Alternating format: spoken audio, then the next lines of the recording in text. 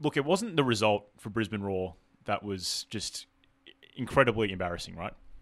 I think a lot of people could actually accept the result, as disappointing as it was.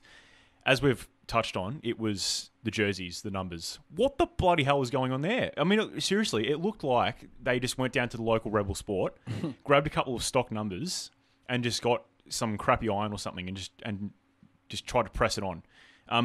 It was bloody embarrassing. How can Brisbane Roar, a club that's won 3 A-League championships, present themselves like that in Asia?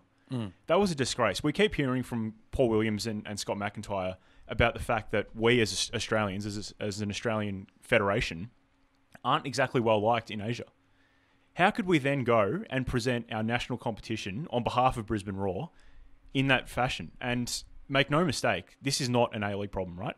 It rubs off badly on the A-League, but this is not an A-League problem. This is exclusively Brisbane Roar's problem. Absolutely embarrassing on their part, seriously. Craig Moore, as football director or whatever your position that you're leaving is, take a look at yourself, because that was embarrassing. I can only imagine that was your job to get that sorted. Brisbane Roar keep going on in the press, certainly John Aloisi does, about the Asian Champions League being a welcome distraction from the A-League and how poor they're going at the moment, and wanting to get back up into the finals and getting into Asian Champions League calculations.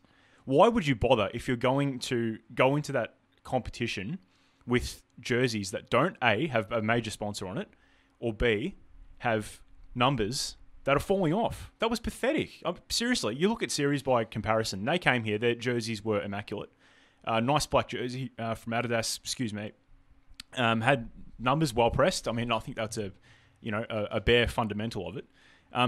For a club of supposedly a big standing, and we keep debating it, Adrian, we do. in Australia, it was just embarrassing. And Simon Hill put it well, and so did Mark Bosnich afterwards. It was just an absolute blight on the whole of Australian football. And we can look for scapegoats all we want. I saw some people saying, David Gallop out. You cannot possibly bring David Gallop or the FFA into this. Brisbane Roar, look at yourself in the mirror. That was effing pathetic. Seriously.